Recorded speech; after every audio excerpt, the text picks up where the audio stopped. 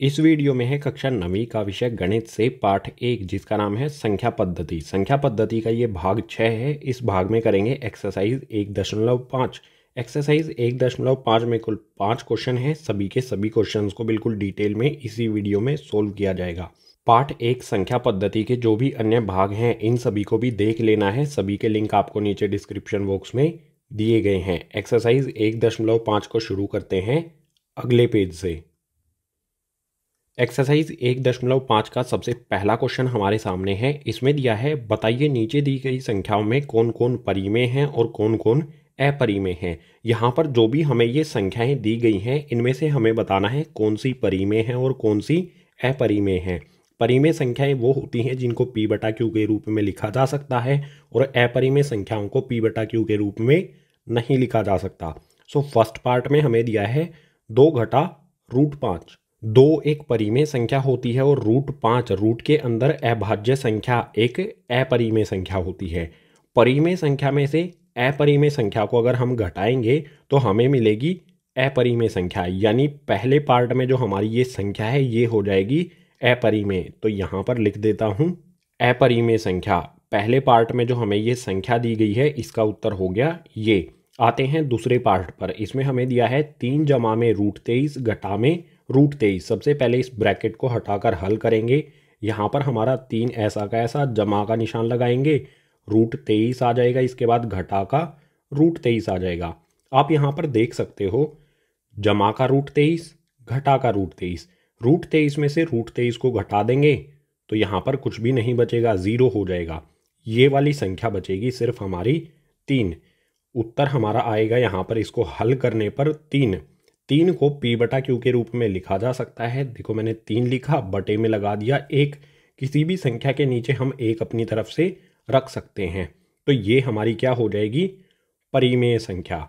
सो इसका उत्तर लिख देता हूँ यहाँ पर परिमेय संख्या। दूसरे वाले भाग में जो हमें 3 जमा √23 घटा √23 दिया गया है ये हमारी परिमेय संख्या है। आते हैं तीसरे वाले भाग पर। इसमें दिया है 2√7 बटे में 7√7। सबसे पहले इसको हल करेंगे। देखो हल करना बिल्कुल आसान है। यहाँ पर करता हूँ इसके सामने। ये हमारा 2√7 ऐसा का ऐसा और नीचे भी यहाँ पर 7√7 लिख लेते हैं एक बार। यहाँ पर 7 आएगा। देखो ऊपर भी √7 है, नीचे भी √7 है, यानी √7 से √7 मैं कैंसिल कर दूंगा तो बचेगा मेरे सामने 2 बटे में 7। p/q के रूप में है तो ये वाली संख्या हमारी क्या हो जाएगी, परिमेय। तो इसका उत्तर यहाँ पर लिख देता हूँ। तीसरी जो हमें संख्या दी है ये हो जाएगी हमारी परिमेय संख्या। चौथे वाली संख्या को देखते हैं। इसमें दिया है 1 बटे में √2।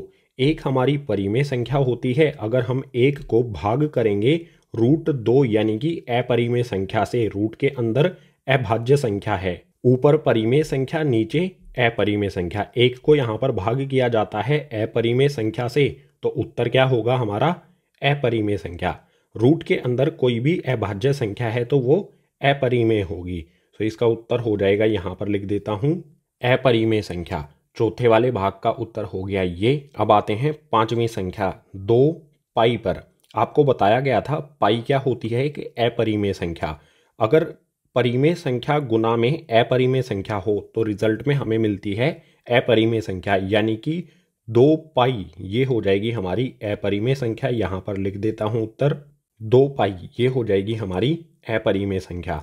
बिल्कुल आसान है। परिमेय संख्या वो होंगी जिन्हें p/q के रूप में हम लिख सकते हैं, और अपरिमेय संख्या एक तो पाई होता है या फिर रूट के अंदर कोई भी अभाज्य संख्या अगर हमें दी गई है तो वो भी अपरिमेय संख्या होगी।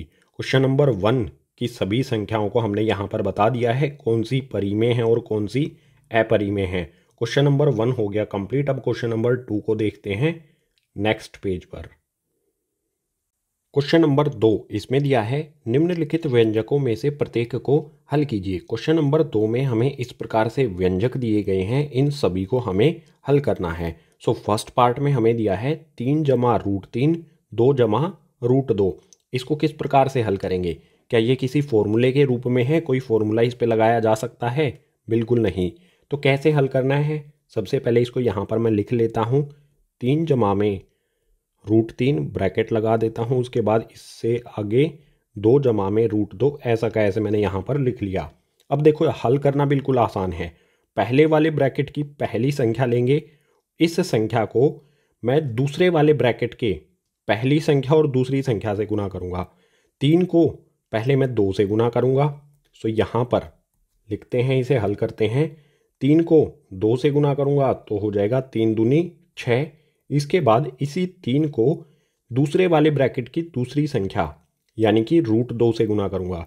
3 को √2 से गुना करूँगा तो ये प्राप्त होगा मुझे 3√2। इसके बाद मैंने 3 को इन दोनों संख्याओं से गुना कर दिया है।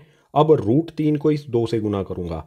√3 को 2 से गुना करूँगा तो मुझे प्राप्त होगा 2√3 और इसके बाद √3 को इस √2 से गुना करूँगा। दोनों संख्याएं रूट के अंदर हैं तो 3 को 2 से गुना कर देंगे। √3 को 2 से गुना करेंगे तो 3 दूनी 6, ये हमें रूट के अंदर ही प्राप्त होगा। बिल्कुल आसान है। पहले इस 3 को इन दोनों संख्याओं से गुना कर दिया हमने तो हमें ये मिल गया। उसके बाद √3 को इन दोनों संख्याओं से गुना कर दिया तो हमें ये मिल गया।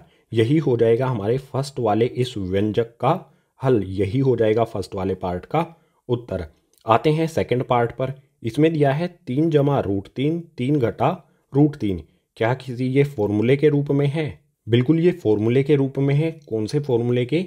a जमा में b और a घटा में b। इस फॉर्मूले के रूप में आपको ये दिखाई दे रहा है। इसका फॉर्मूला क्या होता है? a का वर्ग घटा में b का वर्ग। इसे हम स्क्वायर भी कह सकते हैं, a का स्क्वायर घटा में b का स्क्वायर। यहाँ पर आप देख सकते हो 3 जमा में √3, 3 घटा में √3, a जमा में b, a घटा में b। इस रूप में ये हमें व्यंजक दिया गया है। इसमें हमारा a हो जाएगा 3 और b हो जाएगा √3। तो यहाँ पर मैं लिख सकता हूँ a बराबर में 3 और b बराबर में √3। आप देख सकते हो 3 जमा √3, 3 घटा √3 इसी रूप में है। तो अब हम इसे इस रूप में लिखेंगे, a का वर्ग a की पावर 2 घटा में b की पावर 2। a का मान हमारा 3 है और b का मान √3। तो देखो हल करना आसान है।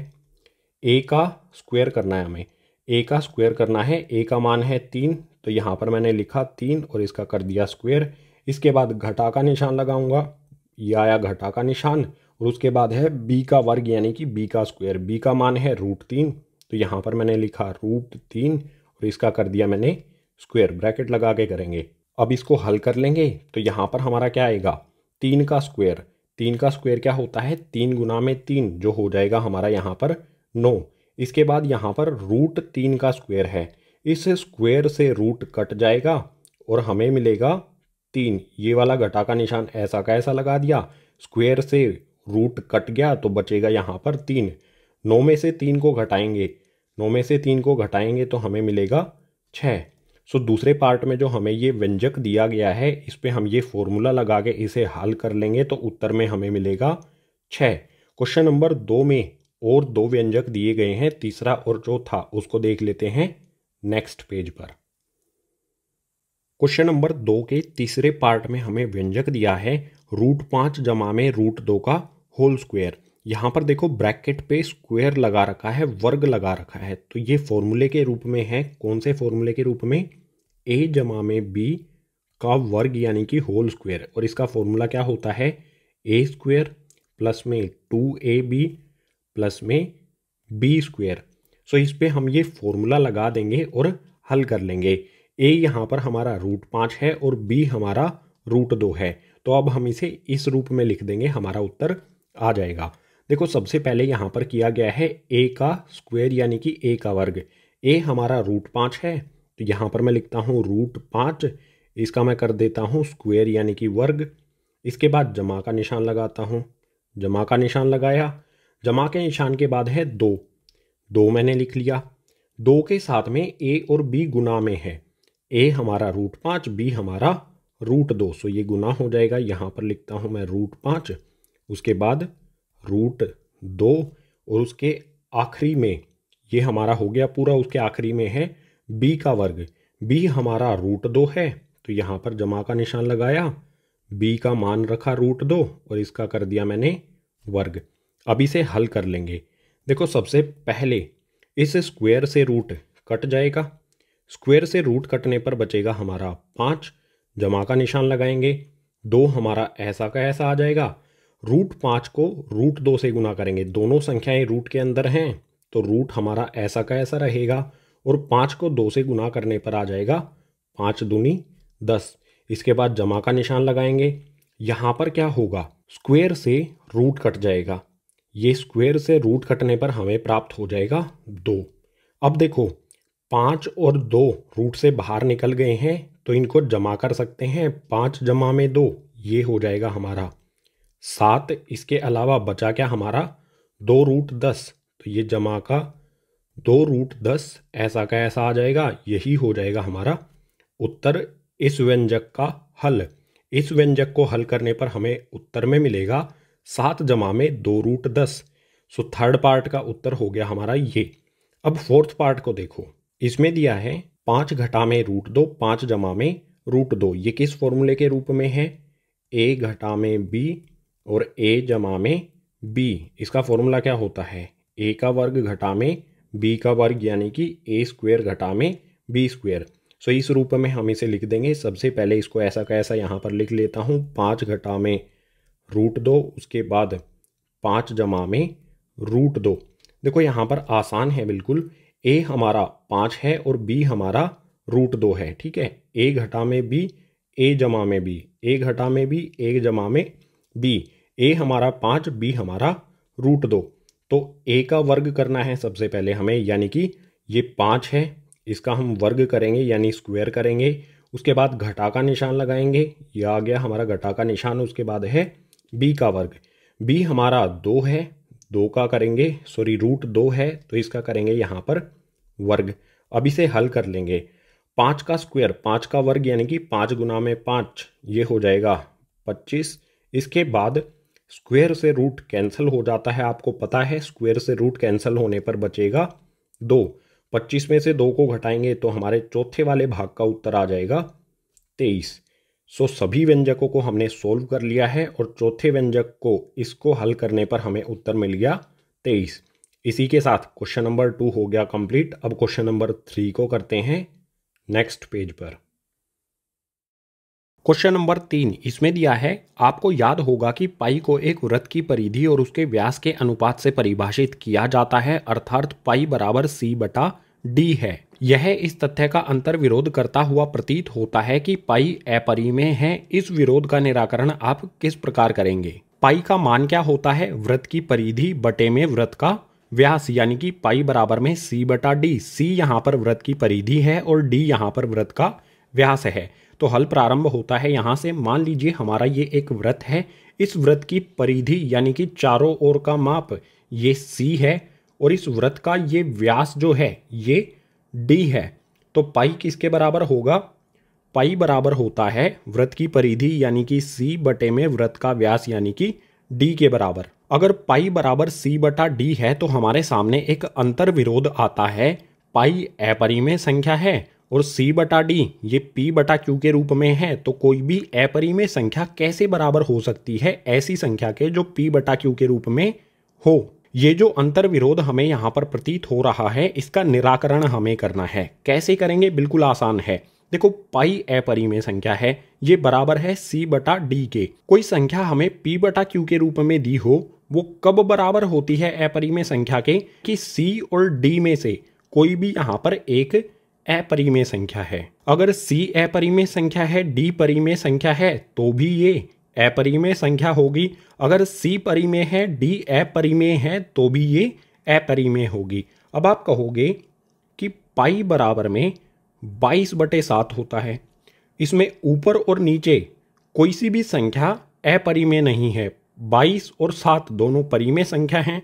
तो यहाँ पर आपको जान लेना चाहिए कि पाई की एग्जैक्ट वैल्यू 22/7 नहीं होती है, ये लगभग मान होता है पाई का। अगर पाई का एग्जैक्ट मान रखा जाएगा तो उसमें ऊपर या फिर नीचे एक अपरिमेय संख्या प्राप्त होगी, और अपरिमेय संख्या ऊपर या फिर नीचे कहीं पर भी आ जाए तो वो पूरी क्या हो जाएगी, अपरिमेय संख्या। इसी वजह से c या d में से कोई सी भी एक संख्या अपरिमेय है और इसी वजह से पाई भी हमारी अपरिमेय संख्या है। सो जो भी क्वेश्चन में अंतर विरोध हमें दिया गया है उसका निराकरण हमने कर लिया है कि c या d में से कोई एक संख्या अपरिमेय है और इसीलिए ये अपरिमेय संख्या पाई के बराबर है। तो यहाँ पर लिख देंगे सी और डी में से कोई एक संख्या अपरिमेय है, इसलिए सी बटा डी भी अपरिमेय संख्या होगी। यहाँ पर सी या डी में से कोई भी एक संख्या अपरिमेय है और इसलिए हमारी सी बटा डी ये भी अपरिमेय है और ये बराबर है अपरिमेय संख्या यानी कि पाई के। मैंने आपको ये पहले ही बता दिया है कि 22/7 ऊपर भी यहाँ पर परिमेय और नीचे भी परिमेय, ये पाई का एग्जैक्ट मान नहीं होता है। यहाँ पर ऊपर और नीचे दोनों परिमेय संख्या हैं क्योंकि ये पाई का लगभग मान है। पाई के एग्जैक्ट मान में ऊपर या फिर नीचे एक अपरिमेय संख्या होगी। तो क्वेश्चन नंबर 3 हो गया यहाँ पर हमारा कंप्लीट। अब क्वेश्चन नंबर 4 को देखते हैं, करते हैं नेक्स्ट पेज पर। क्वेश्चन नंबर 4 इसमें दिया है संख्या रेखा पर √9.3 को निरूपित कीजिए। √9.3 को संख्या रेखा पर दर्शाना है या फिर ये भी कह सकते हैं निरूपित करना है। तो क्वेश्चन नंबर 4 का हल इस ग्रीन बोर्ड पर करना संभव नहीं है, इसको हम हल करते हैं अपनी नोटबुक पर। √9.3 को संख्या रेखा पर दर्शाने के लिए सबसे पहले हम एक लाइन बनाएंगे जिसकी लंबाई होगी 9.3। रूट को कुछ देर के लिए भूल जाना है, एक लाइन बना देंगे 9.3 सेंटीमीटर लंबी। ये हमने 9.3 सेंटीमीटर की एक लाइन बना दी है, इसको नाम दे देते हैं। ये हमारा बिंदु ए और बी, ए से बी तक 9.3 सेंटीमीटर की है। इसके नेक्स्ट पॉइंट में क्या करेंगे, जो हमारी ये ए बी लाइन है इसको हम बढ़ाएंगे 1 सेंटीमीटर। तो इस लाइन को 1 सेंटीमीटर बढ़ा देता हूं। ये देखो यहाँ पर 9 से 10 1 सेंटीमीटर हो जाता है, मैंने इसे बढ़ा दिया है। जो हमारा ये वाला बिंदु है इसको नाम दे देंगे सी। अब ए सी का हमें मिड पॉइंट यानी कि मध्य बिंदु पता करना है। मध्य बिंदु पता करने के लिए क्या करूंगा, जो भी हमारी ये ए सी लाइन है इसके सी बिंदु पर प्रकार की नोक को रखूंगा, प्रकार को आधे से ज्यादा खोल लूंगा। ऊपर की ओर बड़ी सी आर्क और नीचे की ओर एक बड़ी सी आर्क लगा दूंगा। बिल्कुल इसी प्रकार से ए बिंदु पर रखूंगा, मैंने रखा ए बिंदु पर, और ऊपर वाली आर्क को और नीचे वाली आर्क को काट देना है। आर्क को हिंदी में चाप कहते हैं। तो ऊपर चाप लगाई सी पॉइंट पे रख के और नीचे चाप लगाई। ए पॉइंट पे रख के हमने ऊपर वाली और नीचे वाली चाप को काट दिया। जहां पर भी ये आर्क यानी कि चाप एक दूसरे को काटती हैं, इन दोनों बिंदुओं को एक दूसरे से हम मिला देंगे। तो यहां पर एक सीधी लाइन ड्रॉ कर देता हूं।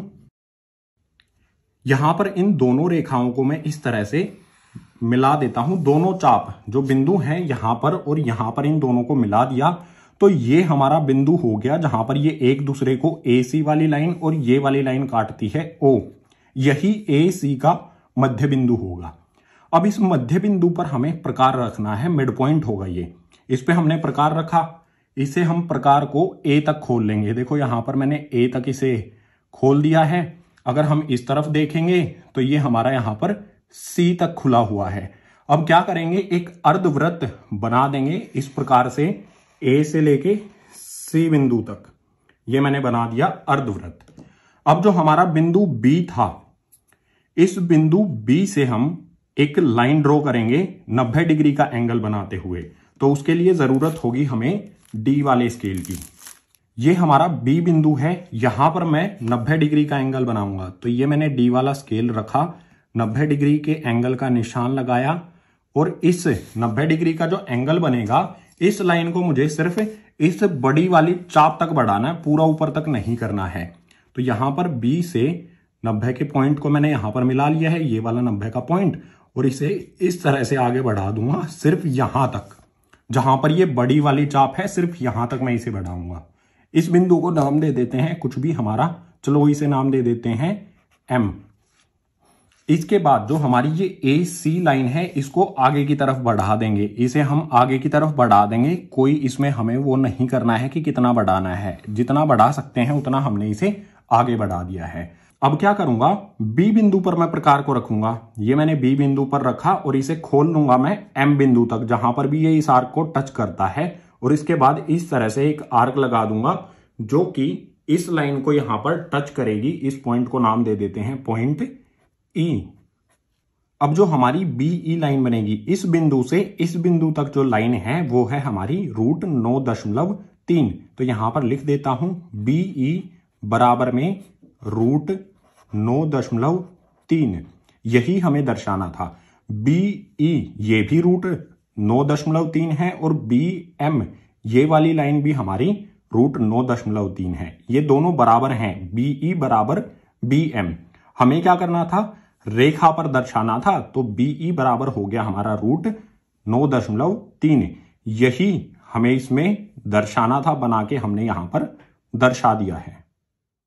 प्रश्नावली 1.5 का आखिरी यानी कि क्वेश्चन नंबर 5, इसमें दिया है निम्नलिखित के हरों का परिमेयकरण कीजिए। जो भी हमें क्वेश्चन नंबर 5 में इस प्रकार से भिन्न के रूप में संख्याएं दी गई हैं, इसके हरों का हमें परिमेयकरण करना है। ऊपर वाली संख्या, किसी भी भिन्न में ऊपर वाली संख्या होती है अंश, नीचे वाली होती है हर, तो हमें नीचे वाली संख्याओं का परिमेयकरण करना है। सो फर्स्ट पार्ट को देखते हैं। यहाँ पर 1/√7 दिया गया है, इसका परिमेयकरण किस प्रकार से करेंगे। यहाँ पर सबसे पहले लिखेंगे 1/√7। जो नीचे वाली संख्या होगी हमारी, रूट के अंदर 7 है, इस संख्या को हम गुना करेंगे। हम यहाँ पर गुना का निशान लगाएंगे। नीचे वाली संख्या √7 है, इसको ऊपर भी गुना कर देंगे और नीचे भी गुना कर देंगे। अब इसे हल कर देंगे तो परिमेयकरण हो जाएगा। यानी कि 1 को √7 से गुना करेंगे तो ऊपर प्राप्त होगा हमें √7 बटे में नीचे √7 को √7 से गुना करेंगे तो रूट के अंदर 7 गुना में 7 हमें मिलेगा। अब आगे एक स्टेप में और इसे हल कर लेंगे। ऊपर वाला √7 हमारा ऐसा का ऐसा रहेगा। नीचे देखो 7 का जोड़ा बन गया है रूट के अंदर। रूट के अंदर जोड़ा बन जाए तो उसमें से एक 7 बाहर आ जाएगा, यानी नीचे हमें प्राप्त हो जाएगा 7। जोड़ा जब भी बन जाए इन दोनों में से रूट के बाहर आ जाती है एक संख्या। सो 1/√7 का परिमेयकरण करने पर हमें प्राप्त होगा √7/7। ये हुआ फर्स्ट वाले पार्ट का हमारा आंसर।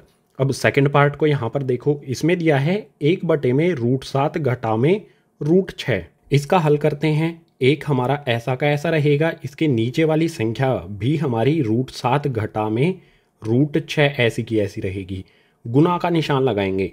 जो भी हमारी नीचे वाली संख्या है इसको यहाँ ऊपर और नीचे गुना कर देंगे, लेकिन यहाँ पर घटा का निशान है तो गुना करते समय इसको हम जमा के निशान में परिवर्तित कर देंगे। यहाँ पर आएगा √7 जमा में √6 बटे में √7 जमा में √6। हमने क्या किया, घटा के निशान को हमने जमा के रूप में परिवर्तित किया, उसके बाद ऐसा का ऐसा सिर्फ साइन हमने चेंज कर दिया। घटा को जमा करके ऊपर और नीचे दोनों जगह पर गुना कर दिया इस वाली संख्या को। अब 1 से √7 जमा में √6 को गुना करेंगे तो ये हमें प्राप्त होगा √7 जमा में √6। किसी भी संख्या को 1 से गुना करें, 1 से हम √7 जमा में √6 को गुना करेंगे तो ये ऐसा का ऐसा रहेगा, इसमें कोई भी परिवर्तन नहीं होगा। इसके बाद यहाँ पर देखो √7 घटा में √6, √7 जमा में √6। नीचे ये फॉर्मूले के रूप में बन रहा है। कौन से फॉर्मूले के रूप में, यहाँ पर लिख देता हूँ a घटा में b और a जमा में b। आप यहाँ पर क्लियरली देख सकते हो √7 घटा में √6, √7 जमा में √6। और इसका फॉर्मूला क्या होता है, इसको हल करने पर फॉर्मूला प्राप्त होता है हमें a की पावर 2 घटा में b की पावर 2। यानी हम इसको इस रूप में परिवर्तित कर देंगे। a हमारा होगा √7 और b हो जाएगा हमारा √6। a का हमें वर्ग करना है, स्क्वायर करना है, सो यहाँ पर बटे में आएगा हमारा √7, इसका हम करेंगे वर्ग यानी कि स्क्वायर। इसके बाद घटा का निशान लगा के b का भी वर्ग कर देंगे, b का भी स्क्वायर कर देंगे, यानी कि √6 का यहाँ पर हम कर देंगे वर्ग। अब इसे हल कर लेंगे। ऊपर वाली संख्या √7 जमा में √6 ऐसी की ऐसी रहेगी। नीचे क्या आएगा, देखो स्क्वायर से रूट हट जाएगा, या फिर इस तरह से भी कर सकते हैं, स्क्वायर से रूट कट जाएगा, बचा क्या 7। यह आ जाएगा हमारा नीचे, जमा का निशान लगाएंगे, सॉरी घटा का निशान आएगा। यहाँ पर देखो घटा का निशान है तो घटा का निशान लगाएंगे। इसी प्रकार से इस वाले वर्ग से ये रूट कट जाएगा, स्क्वायर से रूट काटने पर बचेगा हमारा 6। उत्तर क्या आएगा हमारा √7 जमा में √6 बटे में 7 में से 6 को घटाएंगे तो यहाँ पर आ जाएगा 1। और कभी भी ऊपर वाली संख्या होती है अंश, नीचे होता है हर। हर में हमें 1 लिखने की आवश्यकता नहीं होती है। 7 में से 6 घटाने पर 1 आया, नीचे 1 लिखने की आवश्यकता नहीं है तो इस 1 को हटा देंगे। उत्तर हो जाएगा हमारा यहाँ पर √7 जमा में √6। सेकंड वाले को परिमेयकरण करने पर ये हो गया हमारा उत्तर। अब क्वेश्चन नंबर 5 के 2 पार्ट और हैं, तीसरा और चौथा, उसको देखते हैं नेक्स्ट पेज पर। क्वेश्चन नंबर 5 का तीसरा पार्ट, इसमें हमें परिमेयकरण करना है 1/√5 जमा √2 नीचे वाले को। सो आसान है, हल प्रारंभ हो गया है। यहाँ पर हम इस संख्या को ऐसा का ऐसा लिख लेंगे 1/√5 जमा में √2। क्या करेंगे, नीचे वाली संख्या को गुना करेंगे। यहाँ पर मैंने गुना का निशान लगाया, √5 √2 लिखा। इसके बीच में साइन क्या आएगा, मैंने बताया है इस साइन को चेंज कर देना है। घटा का है तो जमा का कर देना है, यहाँ पर जमा का है तो इसे हम घटा का कर देंगे।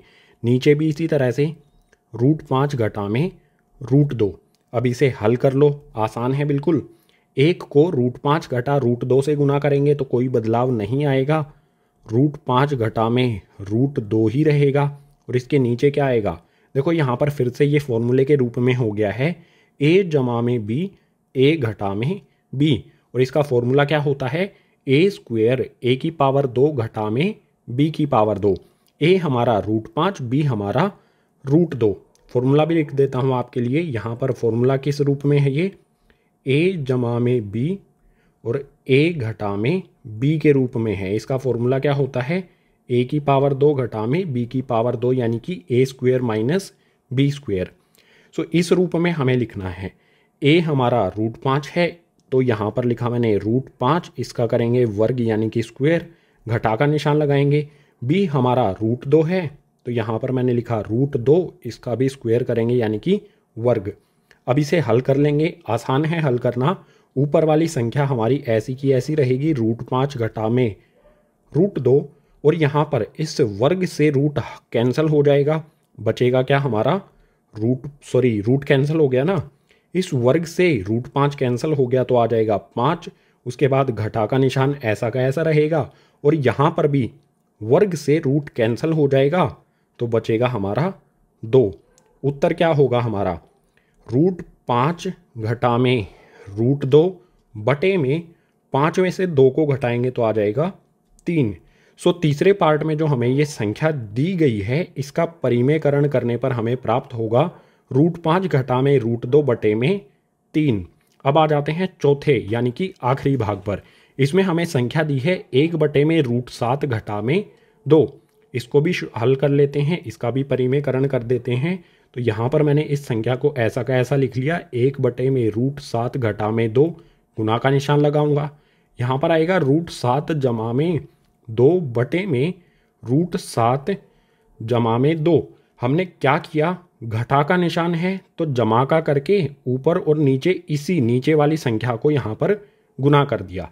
अब हल कर लो, 1 से हम गुना करेंगे √7 जमा 2 को तो ये हमारा √7 जमा 2 ही रहेगा। नीचे वाली संख्या आप देखो, a घटा में b, a जमा में b, इस फॉर्मूले के रूप में बन गया है। a घटा में b, a जमा में b किसके बराबर होता है, a का वर्ग घटा में b का वर्ग या फिर a² - b² के, जहाँ पर a हमारा √7 है और b है 2। सो यहाँ पर √7 लिखा, इसका वर्ग करेंगे, घटा का निशान 2 लिखा और 2 का भी वर्ग करेंगे। अब इसे हल कर लो, √7 जमा में 2 हमारा ऊपर ऐसा का ऐसा, नीचे वाली संख्या यहाँ पर √7 का वर्ग किया है, इस स्क्वायर से ये रूट कैंसिल हो जाएगा, कट जाएगा, बचेगा 7। घटा का निशान लगाएंगे, 2 का वर्ग 2 की पावर 2 यानी कि 2 गुना में 2, ये हो जाएगा 4। उत्तर क्या आएगा हमारा, √7 जमा में 2 बटे में 7 में से 4 को घटाएंगे तो 3। सो चौथे पार्ट में जो हमें ये संख्या दी गई है इसका परिमेयकरण करने पर हमें उत्तर में प्राप्त होगा √7 जमा में 2 बटे में 3। इसी उत्तर के साथ क्वेश्चन नंबर 5 हो जाता है हमारा यहीं पर कंप्लीट। क्वेश्चन नंबर 5 के साथ ही भाग 6 यानी कि एक्सरसाइज प्रश्नावली 1.5 हो जाती है कंप्लीट। उम्मीद करूंगा सभी क्वेश्चन आपको समझ आए होंगे। अगर सभी क्वेश्चन समझ आए हैं तो इस वीडियो को अपने क्लासमेट्स यानी कि सहपाठियों के साथ ज़्यादा से ज़्यादा शेयर करो अगर कोई सुझाव है तो उसे नीचे कमेंट बॉक्स सेक्शन में लिख दो। पार्ट 1 के जो भी अन्य भाग हैं इन सभी के लिंक भी आपको नीचे डिस्क्रिप्शन बॉक्स में दिए गए हैं, सभी को देख लेना है और सभी क्वेश्चंस को समझ लेना है।